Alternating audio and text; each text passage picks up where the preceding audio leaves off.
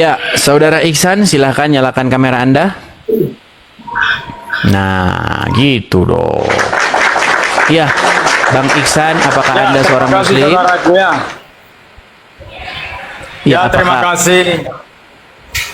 Saya bersyukur kepada Pak Edi sudah mewakili kami yang lemah-lemah ini. Ya, selalu sehat, saudaraku. Di dalam nama Tuhan Yesus, terima kasih. Ini Bang Iksan ini Muslim. Ya, saya murtadin. Oh, Murtadin saya. murtadin sudah. Bagaimana jalan ceritanya Anda itu meninggalkan agama Islam? Ya, mungkin agak lama ya. Karena pada waktu itu saya selalu berdoa itu dengan bahasa Arab. Dan saya bisa baca huruf Arab itu, tapi saya tidak tahu artinya. Oh ya, Jadi, persis puji itu seperti Tuhan. yang saya katakan. Itu memang kenyataan, Bang. Jadi kenyataannya itu banyak orang Islam itu pandai berbahasa Arab, mengulang-ulang bahasa Arab, tetapi tidak mengerti artinya. Kalau kata Ustadz Munzir Situmorang, katanya seperti keledai. Flipper, makasih Bang. Makasih Bang Flipper. Lama Bang Flipper tidak kelihatan. Jadi abang dulu seperti itu. Ngelihat, Ya, dulu seperti baca-baca itu. tulisan Arab, kemudian Saya tidak baca-baca. tahu. Ya, saya tidak tahu pada waktu itu. Jangan dulu, nak.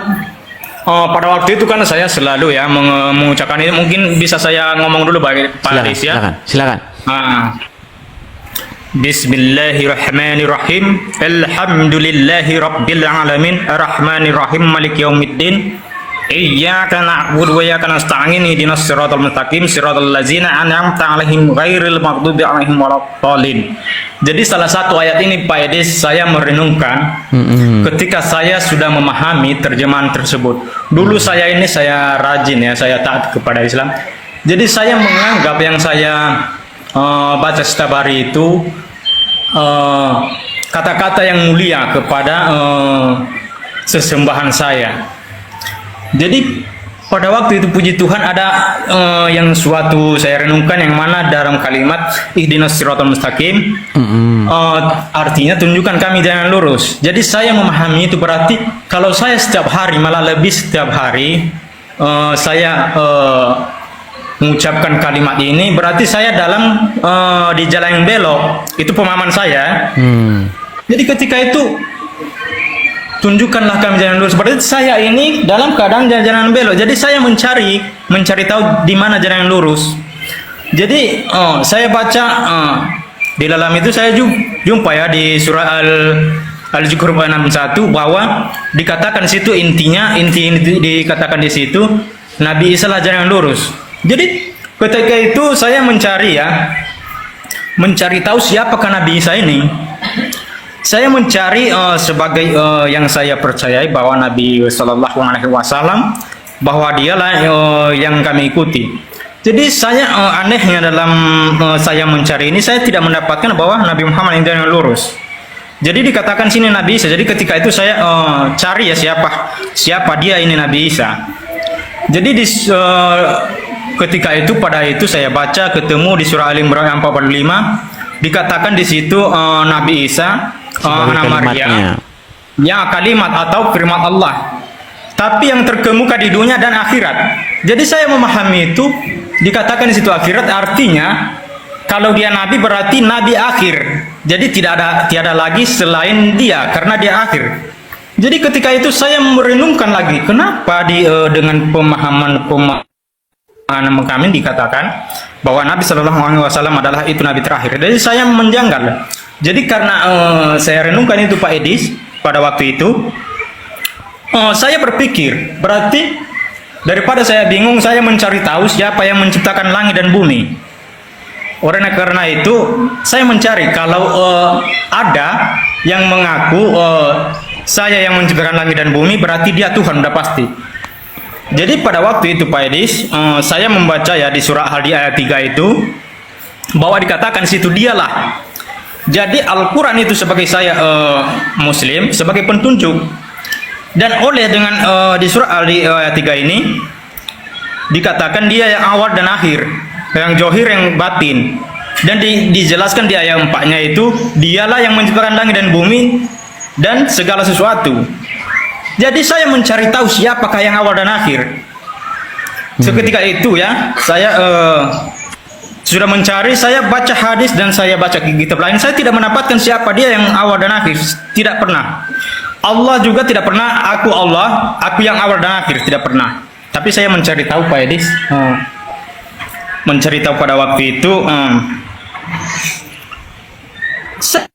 saya tidak pernah menemukan. Jadi saya mencari tahu di mana dia yang awal, siapa yang awal dan akhir.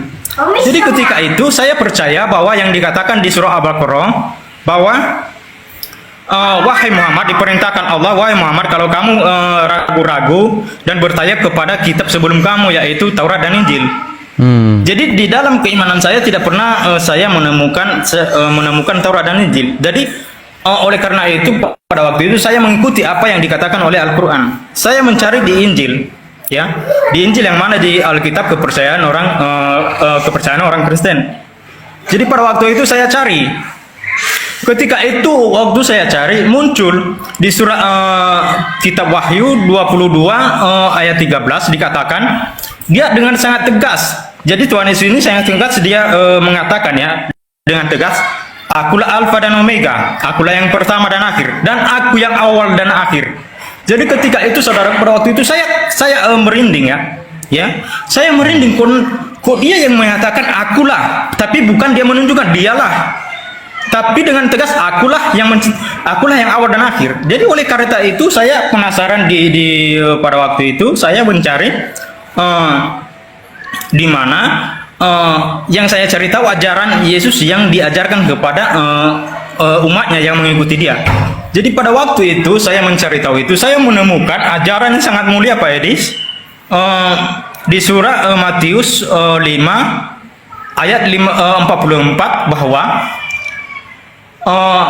kasihilah musuhmu dan berdoa kepada siapa yang menganiaya kamu. Jadi waktu saya temukan ajaran itu Pak Edis, jadi saya mau kaget di situ. Ini tidak pernah di ajaran saya, tidak pernah saya mendengar ajaran seperti ini. Jadi oleh karena itu saya mencari bagaimana dan ini saya karena saya mencari tahu semua. Jadi Yesus ini sehingga nanti di surah Al-Zukhruf ayat 61 dikatakan situ Nabi Isa adalah jalan lurus, tapi Yesus mengatakan bahwa akulah jalan kebenaran dan hidup. Jadi saya waktu itu saya sampai berdebat kepada keluarga saya Pak Edi sama mama saya, sering sampai mama saya dibilang, kau itu harus tahu, kau tanya sama Pak Ustadz, nggak boleh kau menafsirkan sendiri. Itu mungkin kamu salah memahami. Dan saya ikuti apa kata mama saya dan saya bertanya kepada guru. Cuman memang Pak Ustadz saya bertanya itu tidak pernah memuaskan, tidak sesuai dengan dalil yang saya pertanyakan sama dia. Cuman saya gitulah ya. Karena ada perasaan saya iyakan aja. Jadi oleh karena itu saya ini Pak Edis kritis. Saya mencari tahu dan saya banyak ajaran-ajaran Tuhan Yesus yang sangat mulia di dalam itu. Dan pada waktu itu Pak Edis ada sekitar 2 tahun lebih ya. Tiba-tiba saya karena tidak percaya keluarga saya kepada saya, diam-diam saya kepada keluarga saya pergi dan merantau. Jadi dalam niat saya itu saya mencari gereja untuk percaya kepada Tuhan Yesus, bahwa Tuhan Yesus itu dialah Tuhan yang benar. Jadi pada waktu itu Pak Edis saya mendatangi gereja Pak Edis, saya cari gereja terdekat dan ya puji Tuhan pada waktu itu ya ada ketemu sama pendeta dan dibilangnya pada waktu itu saya pada waktu di pintu gereja itu ada seorang ibu-ibu dan saya tanya, ada pendeta nggak Bu? Jadi pada waktu itu ibu itu ya sangat baik dan menerima, dipanggilnya lah seorang Pak Pendeta dan dia tanya kepada saya kenapa. Saya bilang sama dia, Pak saya mau dibaptis. Jadi Pak Pendetanya baik, dikasih saya duduk dan ditanya kenapa kamu mau minta dibaptis, emangnya Bapak belum pernah dibaptis. Saya bilang sama dia, saya ini Pak belum pernah dibaptis ya, karena saya ini Islam. Jadi saya bilang Islam, langsung kaget Pak Pendetanya ini. Jadi kaget, dia bercerita lah kenapa dan saya jelaskan bahwa saya mengikut Tuhan Yesus ini dengan sungguh-sungguh dan saya sudah mencari tahu dia siapa, dan saya percaya bahwa Dialah Tuhan yang benar. Jadi oleh karena itu dijawablah oleh Pak Pendeta, oke saudaraku, kalau begitu, kalau memang betul lu percaya kepada Tuhan Yesus, tapi kalau sekarang kita tidak bisa, walaupun Bapak sudah percaya kepada Tuhan Yesus, tapi itu tidak bisa kami langsung terima begitu. Tapi harus kau melalui pengajaran dulu, harus tahu kau arti baptis, dan harus kamu mengenal Tuhan Yesus itu siapa sebenarnya. Jadi dalam waktu itu Pak Edes, saya jujur aja, pada waktu itu Pak Pendetanya bilang kayak gitu, tidak dibaptis. Jadi dalam pikiran saya ini kenapa saya ditolak Pak Pendeta? Apakah dia tidak percaya kepada saya? Jadi saya tidak tahu, karena di dalam keimanan saya dulu, asal ada orang yang datang ke masjid untuk percaya kepada Nabi Muhammad, dan hanya mengucapkan 2 kalimat syahadat udah sah. Jadi ini saya merasa ditolak pada waktu itu, padahal bukan itu maksud Pak Pendeta, tapi pikiran saya terbelok pada waktu itu, berarti Pak Pendeta yang tidak percaya. Dan karena itu, karena saya sungguh-sungguh percaya kepada Tuhan Yesus, saya mengikuti apapun yang dikatakan oleh Pak Pendeta. Saya mencari tahu apa yang dimaksud pengajaran ini, dan pada waktu itu dijelaskan inilah arti baptis, perbuatan yang lama yang tidak baik dan ditinggalkan menjadi perbuatan yang baik. Itu yang diajarkan oleh Tuhan Yesus. Jadi pada waktu itu Pak Edes, saya diajarkan, saya dibaptis, dan saya merasakan waktu saya dibaptis itu Pak Edis, ya, ada kelebihan sesudah saya dibaptis itu. Dengan 1 minggu kemudian, ketika saya membaca ulang Alkitab, baru saya mengerti apa firman Tuhan. Jadi pada waktu itu belum saya dibaptis, walaupun saya diajarkan dan saya tidak pernah paham. Jadi ketika saya dibaptis ada berupa perbedaan Pak Edis. Jadi itu saya sekarang ini lebih sungguh-sungguh kepada Tuhan Yesus, dan Tuhan Yesus itu Tuhan yang benar. Tapi ngomong-ngomong, Bang. Oke, tapi ngomong-ngomong, ini Abang bukannya lagi di masjid? Bukan, ini di rumah. Tapi rumahnya macam masjid rumahnya. Terus bagaimana tanggapan keluarga? Ya, tanggapan keluarga sampai sekarang saya, karena ini baru saya percaya kepada Tuhan. Memang udah lama saya percaya, cuman masih ragu-ragu karena masih belum berani kepada keluarga. Jadi karena ketika itu Pak Edis, karena saya sangat percaya Pak Edis, saya keluar Pak Edis, saya merantau dengan alasan saya, daripada saya berkelahi sama keluarga saya, lebih bagus saya diam-diam merantau. Jadi alasan saya merantau, dan itu niat saya untuk percaya kepada Tuhan. Jadi sampai sekarang saya Pak Edis, keluarga saya itu memang saya ditolak dan dikatakan bahwa kamu itu tidak waras dan apa. Itu kan Yesus itu kan manusia. Kenapa kau percaya sama itu, sama orang-orang Kristen itu? Jadi daripada saya istilahnya berdebat sama keluarga saya, makanya saya merantau Pak Edis. Saya mencari kerja, bekerja sama orang Pak Edis. Walaupun kami di kampung ada rumah dan ada kebun sedikit, tapi saya tidak peduli itu Pak Edis. Tapi bukan artinya tidak sayang sama saya sama keluarga. Tapi sayang, tapi saya prioritaskan Tuhan dulu. Betul. Harus lebih dekat Tuhan dulu, karena Tuhan itu bagi saya itu maha kuasa. Jadi ketika nanti itu ya, ketika nanti itu karena saya percaya itu nanti saya percaya bahwa keluarga saya itu nanti akan dijamah oleh Tuhan Yesus. Jadi saya berdoa terus Pak Edis. Jadi saya keterbatasan saya ini Pak Edis, sampai istri saya suamiku udah cerai kami ya. Jadi cerai masalah ini juga, dari keluarga saya tidak terima. Jadi anak saya itu masih di pesantren Pak Edis, masih di pesantren mereka saat ini, masih di pesantren Pak Edis, serius. Jadi karena Anda jadi Kristen, akhirnya istri Anda pun akhirnya meninggalkan Anda begitu. Iya. Waduh. Ya itu ya teman-teman ya, karena memang jadi anak saya ikut dia. Jadi bayangkan saja Pak Edis, pada waktu itu bagaimana mereka membenci saya itu Pak Edis. Ada sesuatu rezeki saya kemarin Pak Edis. Saya mau ngirim untuk nafkahi anak, tapi mereka menolak. Jangan kau kirim uang, kami bisa ngasih makan anak. Jadi bagi saya nggak apa-apa Edis.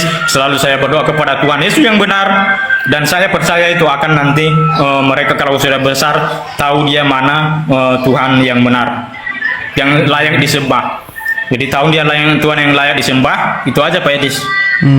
Salah satu pemicu Anda itu kok bisa-bisanya Anda itu akhirnya meninggalkan agama Islam itu sebenarnya gara-gara apa? Apakah juga gara-gara sering nonton-nonton diskusi atau bagaimana? Bukan. mungkin baru-baru kali ini saya menonton, jadi saya itu Pak Edis, tapi bukan saya mengaitkan, tapi intinya ini Pak Edis, kalimat dari surah Ahadi ayat 3 ini surah Ahadi 2, 3 dan 4 itu berkaitan, jadi saya mendalami itu Pak Edis, karena huwa itu Pak Edis, itu kan wal awalu wal akhiru.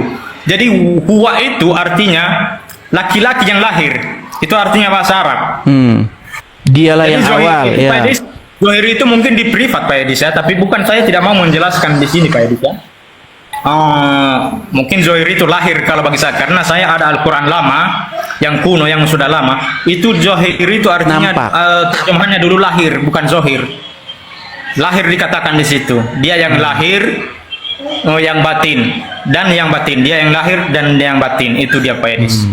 Jadi Gini saya Bang Ihsan, Pak Edis. ini banyak yang menuduh Anda ini katanya settingan, bahwa Anda itu ini hanya settingan, bukan Islam beneran. Gimana? Apakah Anda setuju kalau kita kasih naik satu Muslim? Ya, itu tidak mau saya berdebat Pak Edis ya. Cuman saya mengatakan kalau saya bukan Islam pasti saya tidak tahu membaca huruf Arab. Tapi kalau saya sampai sekarang memang saya tidak tahu bahasa Arab, hanya bisa membaca, dan itu semua bisa saya hafal-hafal huruf Al-Quran. Kalau Yasin, tapi jangan semua ya, tapi yang pertama aja.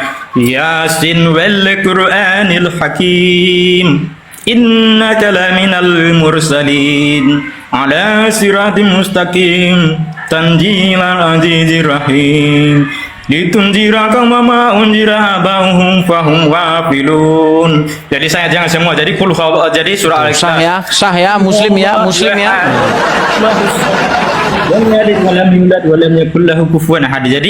Jadi at-tahiyatul ini Pak Edis, jadi ketika saya menunjukkan jari ini Pak Edis, at-tahiyatul mubarakatus salawatu taibatu lillah, assalamu alayka ayyuhan nabi wa rahmatullahi wa barakatuh, assalamu alayna wa ala salim.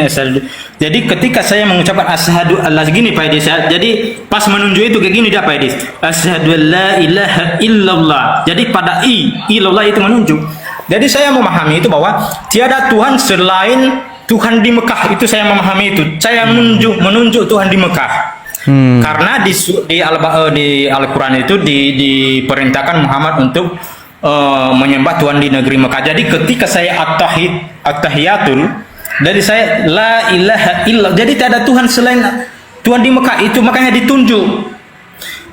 Jadi kalau bukan Tuhan di Mekah, karena Tuhan itu berada di asri, di atas. Ketika saya la ilaha illallah, pasti kayak gini tangan saya. Tapi pada waktu itu saya menunjukkan arah ke depan, arah ke kiblat. Jadi Tuhan itu menunjukkan dia di situ. Itu saya memahami, tapi bukan saya mengucap sini. Terima kasih. Oh, iya. Berarti sekarang ini Anda akhirnya malah ditinggalkan istri Anda, ya, anak-anak Anda pun akhirnya malah juga ikut kepada istri-istri ya. Ya inilah memang ya teman-temannya jalan Ya hidup. mungkin saya kalau ayat sholat Pak Edis ya, ketika Allahu Akbar kabira walhamdulillahi katsira wa subhanallahi bukratan wa asila inni wajjahtu wajhiya lillazi fatara samawati wa ardi hanifa minal wa ma'ana musyrikin inna salati wa nusuki wa mahyaya wa mamati lillahi rabbil alamin. Jadi itu jangan sampai selesai ya. Jadi pokoknya ada bukti untuk bahwa kalau mereka tidak settingan, saya tidak mungkin tahu bahasa ini. Saya tidak ada membaca-baca di sini, tidak ada. Tapi saya hafal di kepala saya, udah hafal semua.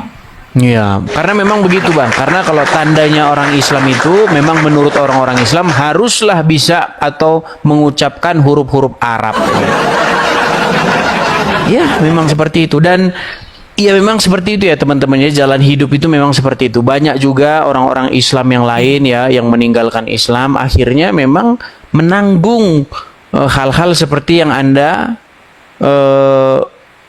tanggung sekarang ini, seperti itu. Banyak cerita-cerita Muslim yang lain yang juga seperti itu. Akibat dia meninggalkan Islam, akhirnya apa?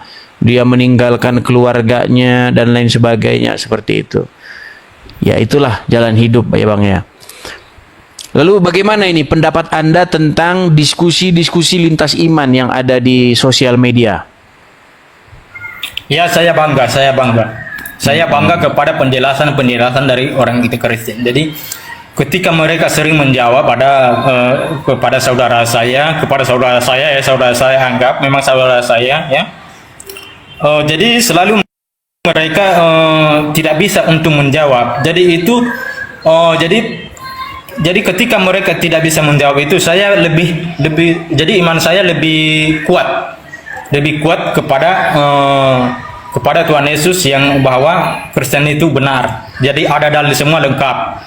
Jadi Alkitab itu semua bisa menjawab dengan segala apapun yang pertanyaan bisa dijawab dengan hanya Alkitab saja.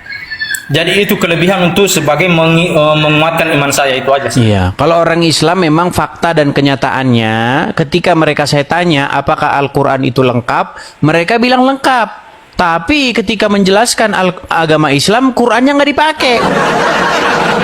Iya, mereka malah pakai buku-buku lain, buku syekh ini, kitab syekh ini, karangan ulama ini, buku karangan begini menurut kitab imam ini. Makanya saya heran, Bang. Ya kan? Di mulut berkata Al-Quran adalah kitab yang lengkap dan sempurna, tetapi pada prakteknya kitabnya itu tidak dipakai untuk menjelaskan agama Islam, malah menggunakan kitab-kitab lain. Nah, itulah yang terjadi di tengah-tengah umat Islam seperti itu. Makanya memang kalau dipikir dalam-dalam, makanya saya pernah melakukan tantangan itu, Bang. Kalau ada orang Islam yang bisa membuktikan dia percaya Al-Quran, saya lompat dari Monas, saya bilang. Gitu. Dan banyak hal-hal lain gitu, Bang. Jadi misalnya seperti sunat begitu. Apakah Anda percaya bahwasanya Al-Quran menjelaskan segala sesuatu? Dia bilang, iya. Kalau begitu tolong tunjukkan apa fungsinya sunat. Nggak percaya dia kalau Al-Quran menjelaskan tentang sunat. Nggak percaya. Tidak ada orang Islam yang percaya bahwa Al-Quran menjelaskan fungsi dan kegunaan sunat. Mereka pasti bilang, oh itu untuk kebersihan atau bersuci katanya. Di mana dalam Al-Quran bersuci itu sunat? Nggak ada. Ada sebuah riwayat atau sebuah informasi bahwa Ibrahim itu bersunat. Begitu. Jadi kalau memang kita ikuti narasi mereka memang seperti itu, Bang. Ya, artinya Abang sudah meninggalkan agama Islam, itu sudah satu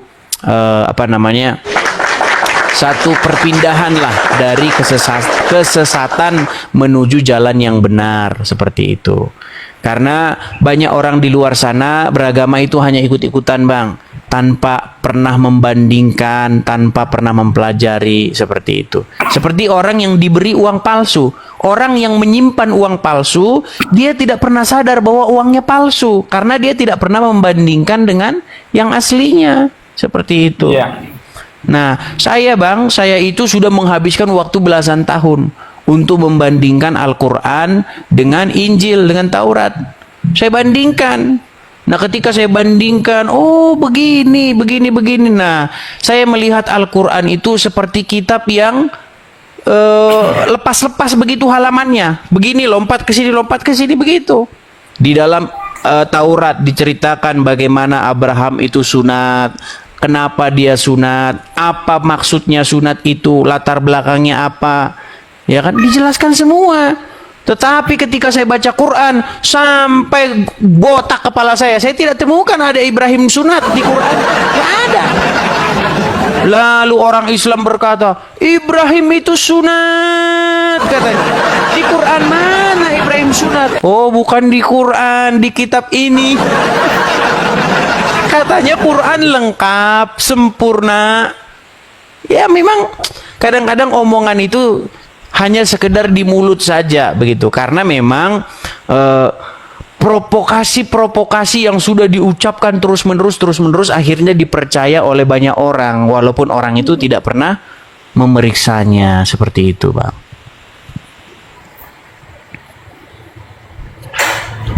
Oke lah, abangku. Oke. Saya wakilin kami ya, nanti saya dukung nanti saya cari profil abang, nanti saya dukung ya. Terima kasih, Bang Iksan. Oke, Bang Iksan, selamat malam. Kita berikan kesempatan kepada Muslim yang lain, Bang ya. Ya, terima kasih. Baik, terima kasih, Bang Iksan. Terima kasih mewakili kami. Thank you for the happiest year of my life.